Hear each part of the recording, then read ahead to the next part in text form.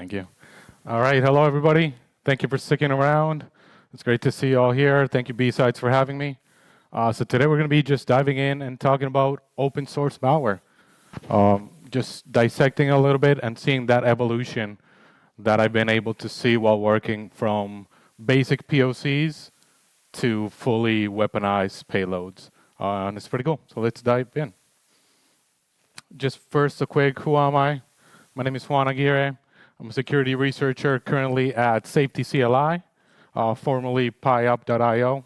Y'all might have heard of that one.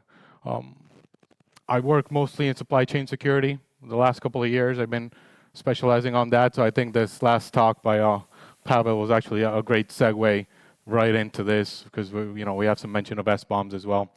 But mostly my passion has always been offensive security and malware. I think that's where all the fun stuff is when you're in security. There's a lot to do, but offensive side is just so much fun. I also love leadership. I have a passion for that. And then outside of work, I just love being outside in nature, taking some hikes. I love that as much as I can, especially now in this fall era. It's great to see the colors. So what is open source malware? Let's first talk a little bit about that. And when we talk about the open source space, we got to understand there's two basic roads of security impact. We have accidentally vulnerable, which is what we're more used to seeing, right? We see the CVEs, that's accidentally vulnerable, right? All these vulnerabilities that come out and affect open source, that's one avenue. And that is just a bug that was introduced in the code that has a security impact, meaning it affects either the confidentiality, integrity, or availability of a system or subsequent systems. And then we have the intentionally malicious, which is pretty much the same thing. There's a bug that was introduced, but now this was introduced on purpose to maliciously affect one of these security impacts, right? Security triad, confidentiality, integrity, and availability. So it might steal some information, it might just break down the whole system, something like that. So it's a malware that is intentionally published in an open source repository. And what are the motivations behind this? Well, we have bug bounty, that's a very popular one. Trolling, the amount of rickrolls I've seen in malware it's always funny to see when you open up a malware sample, you want to see what it is, and it's just you know what I'm talking about. It's just like it opens up YouTube and there's Rick Astley dancing away to "You're never gonna give you." Apologize for my voice. And then the fun ones, monetization and espionage. Those are the truly good ones. So how does this get into my pipeline? How do they get into my system? Right. First, let's talk about the initial compromise. So how do these malicious packages, how does this malware get into an open source repository? And there's two avenues in there, two main ones. There's a lot more.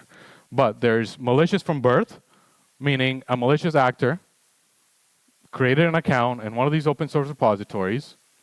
They created a package and they published it from birth, first version, malicious. Sometimes they even they try to hide it a little bit. So the first couple of versions don't really do much. Maybe it does what the README says it should do. But by the third or fourth version, you see they put in the payload. You see them inject the malicious behavior, all of that in there. And the other avenue is account takeovers, which have been very, very popular. Account takeovers. Just why does this happen? We have poor security, either on the repository side, like NPM, we've seen some flaws with that in the past, or even the developers, the maintainers, just have poor security, don't rotate passwords, don't have 2FA set up. And then there's also namespace takeovers, right? So in certain repositories, I can have scoped packages to a certain namespace, which give me a little bit more credibility. So imagine I'm going to NPM, and I see a package that's at Microsoft/Azure CLI. I see that, and I'm like, oh, that's probably legit. That looks more legit than anything. But it turns out I don't really need anything to claim that Microsoft namespace. Right now, of course, somebody has it. I'm not going to get Microsoft. That's too popular. But just as an example, if it wasn't claimed, I can just claim it. And you think that maybe I need a Microsoft domain account to authenticate it, but you don't. So you can just take the namespace and then start publishing your packages scoped so that they look pretty legit. And then finally, phishing. That's probably one of my favorite ones just because it works so well. Social engineering, it just works. You think by this time, like day and age, people have been a little more privy to it. But at the end of the day, these attacks are so well put together that it works. Right? We saw an example before where we saw like a Microsoft login. It looked exactly identical, and it's just so easy to fall. So now we have the package in the repository. How does it get into my pipeline? How does it get into my computer? And this does by a couple of avenues, but these are the two main ones. Typo squats. So an attacker is going to leverage that, we're rushing, we're writing our code, we're doing an NPM install, we don't even look at the keyboard, we're just typing away. Maybe it's the morning, we haven't had our coffee, or I'm not really I'm not really a coffee person, so maybe I haven't had my water or my Coke, or like Coca-Cola Coke. Right? So that too. But then maybe I just fat fingered something. And instead of writing colors.js, I forgot the dot, and I put colors.js. Turns out that's a malicious package. So there's very simple mistakes that I can make, and a typo gets me a malicious package right into my system. But there's also dependency confusion, which we're going to talk a little bit more about later, but this just marked like a new era of avenues of possibilities. So dependency confusion leverages how these repository managers deal with public and private versions of a package and who takes precedence, right? And this just marked a new era. It flooded ecosystems and all of that. With dependency confusion, what really happens is that if you're using a private package, so I work at safety. Let's say I have a package called safety-utils that we use internally, and it's hosted in our private repository, right? If I do an NPM install, and it turns out that somebody published that safety/utils to NPM as well, it's going to go on, it's going to go fetch at NPM, and then after it'll look at my private one, but which one does it choose if it's available in both? Well, it turns out that it always likes, supposedly for security reasons, the highest version one. So this is where we started seeing a lot of attackers publish packages at 999.9.9. Right? We see a version that looks crazy. It's like 99999.9.9, and this is the reason, so that it makes sure to get it in your pipeline. And finally, it's in the pipeline, it's in my PC. How does it actually execute code? How does it put through that malicious behavior it wants us to do? And install scripts and setup scripts, that's the favorite, like attackers' bread and butter. They love this. So again, throwing some shade on NPM, a lot of example NPM. But like if I do an NPM install, I can have pre-install scripts in my package.json or post-install scripts that, without me really noticing under the hood, the script can run, do the malicious behavior, and it'll still install the package. So, unbeknownst to me, I just got infected, and I have no idea. Or also a worm.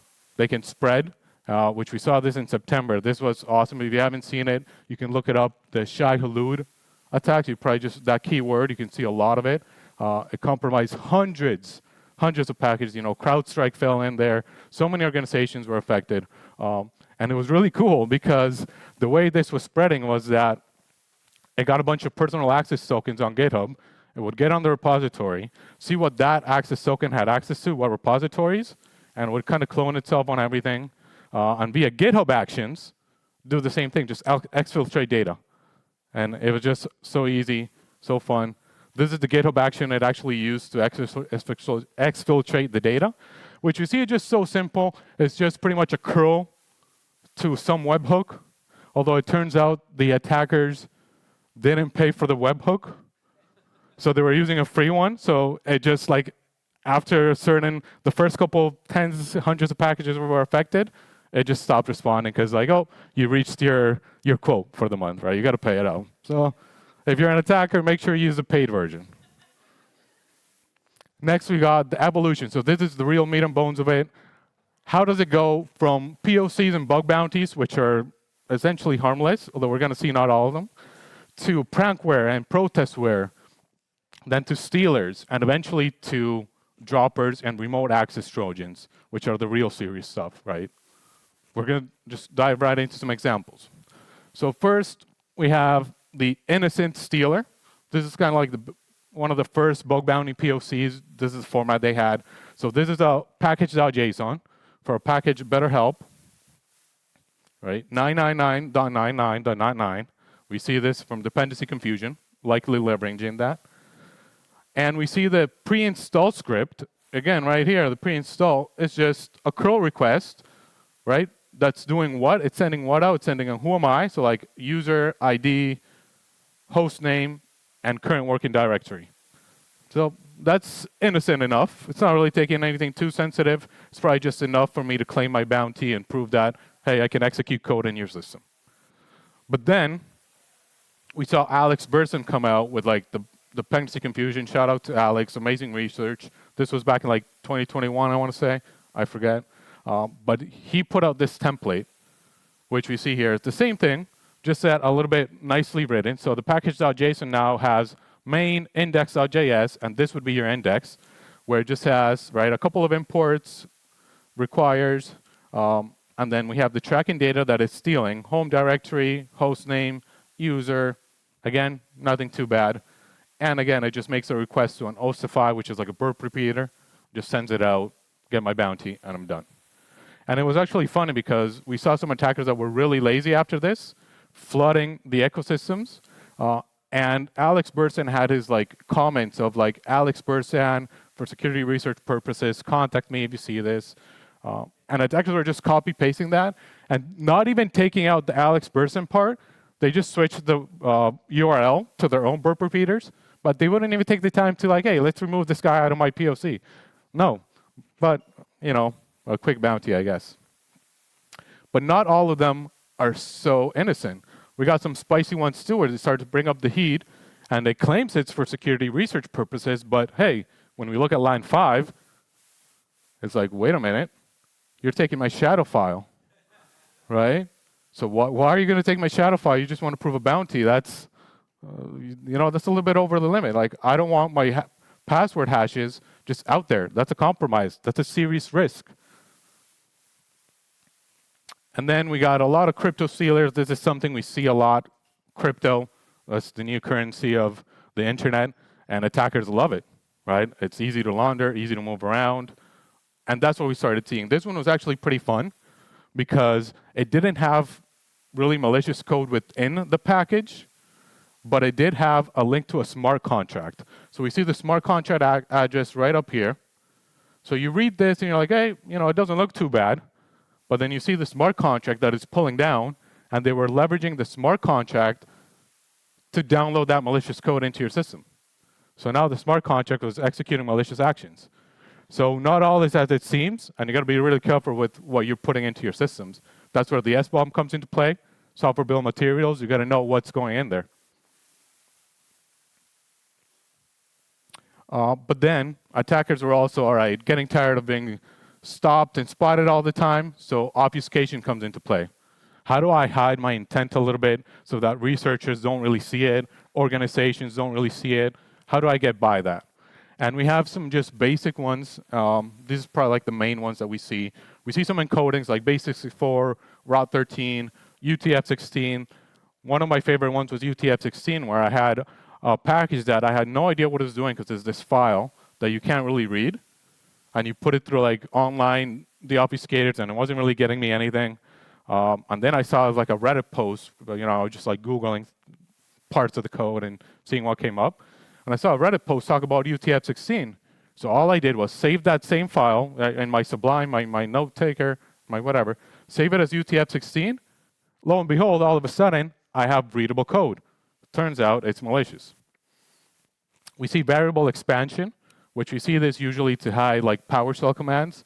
This is a fun one. I love when I see this because it's just once you see it once or twice, it's easy enough to recognize. And then it's a little bit fun to play around with it, and it's like solving a puzzle. You just put the pieces together, substitute here or there, and you get your PowerShell command that's probably pulling down an executable from somewhere. We see multiple eval chains. This is another fun one where you just see an eval and this blob of unreadable things. I have no idea what's happening in there. But of course, I don't want to execute an eval. I just don't want to do that. But it turns out if you replace the eval for a print or a console.log, I can reverse that. And then so you replace a print, run it in a safe environment, of course, and I just get another eval with another big blob. I'm like, oh, wait a minute. So I replace the eval again for another print, and I get another eval. But if you do that 4 or 5 times, eventually you end up with readable code. Just straight out malicious code, malicious intent. Variable renaming, this is where it gets a little bit more serious, right? String splitting, dynamic concatenation, these are the more the true, most common obfuscation techniques that are really harder to get by. Or just droppers where you just see reaching out somewhere to a URL, grabbing a binary, which doesn't really have the source code, download and execute. How do we solve this problem then, right? As a researcher, as a malware analyst, what do we do with these? Well, we have a bunch of tools. Online, those are some of my favorites up there. We'll share the slides afterwards as well. AI now, with the boom of AI, just why not leverage it for our benefit? And it's been pretty good. I've had good results with both ChatGPT, with Claude. They've been pretty good at, you give it a package. Sometimes they're a bit hesitant to give you any answers on malicious code.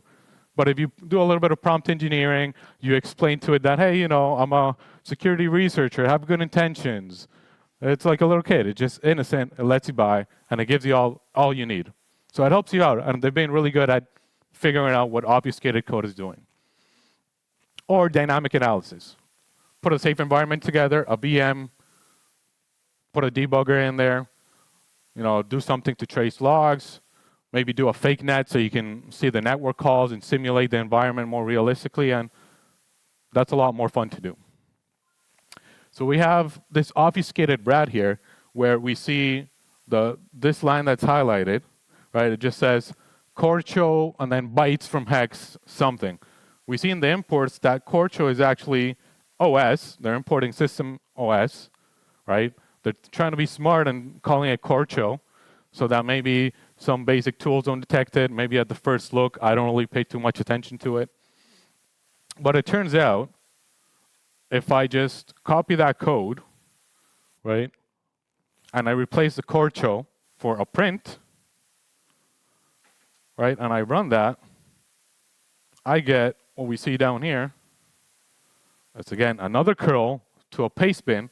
Anytime you see paste bin in anything, you immediately know, okay, I'm screwed. Turn everything off, unplug the cables, run, set it on fire, whatever, right? So this is a good one. And then this was actually what that paste bin was pulling down. So remote access Trojan. It's pretty cool because it's written in Python. A lot of those just pull like a binary from somewhere. This one was actually pulling down the Python script. A couple of key things here. There's a lot of Spanish in it, Spanish keywords, Spanish comments. But hey, if I'm a smart adversary, malicious actor, I might intentionally put it in Spanish without me knowing a single word of Spanish. Why? So that when someone is catching this and analyzing it, they're thinking, hey, attribution, probably a Spanish-speaking country, and I'm on the other side of the world. So you can't take everything for what it is either, right? We see an obfuscated crypto stealer. This is kind of like that variable renaming, string splitting, and concatenation where I read this and I have no idea what's going on. I just don't. But I know it's likely not good. However, I do want to state that there is legitimate reasons to obfuscate code. And obfuscation does not mean malicious. There's a lot of organizations that just want to hide a little bit of business logic. They don't want to have it all in there. So we're going to see what that example really looks like.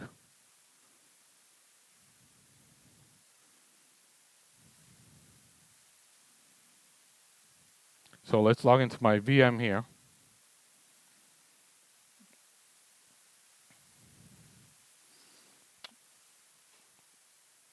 So what I have here is I copied the obfuscated code that we have. I put it into my VM. And the good thing about attaching a debugger to it is that if we're talking about Node, JavaScript, I can write the keyword debugger anywhere that looks interesting, and it puts a breakpoint there. So it makes it easy for me, right? For time purposes, I'm going to kind of run through this a little bit quicker. So all I have to do is node inspect, which is the debugger. It's fun, it's easy. And then my JS file that I want to inspect. And then it starts. It attaches the debugger, and I can do a lot of things with it, right? I can go next. I can step into it with S. I can step out of it with O. I can just type C, so it continues to the next breakpoint. So we're going to start stepping over this a little bit. And we want to see what's going on. It's also good at the same time if you just have the code like somewhere here where you can follow along. And if it says it's right, we can see that the debugger is telling me, hey, you're on line 6. I can go see what line 6 kind of says. And am I interested in that? Am I not? We'll take a look.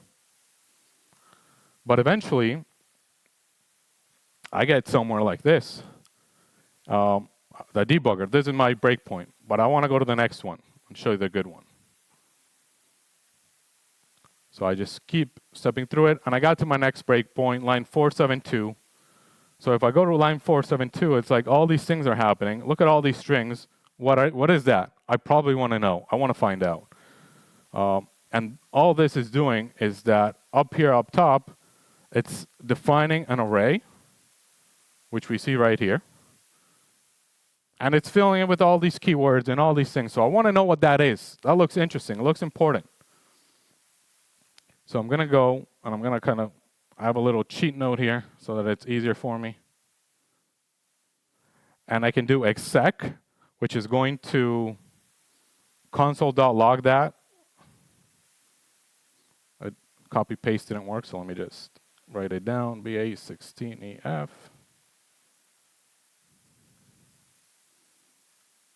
And the word is WG.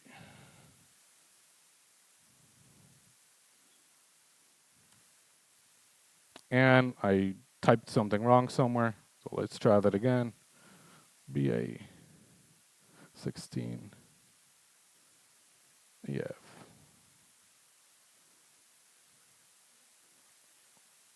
Underscore, yes, thank you.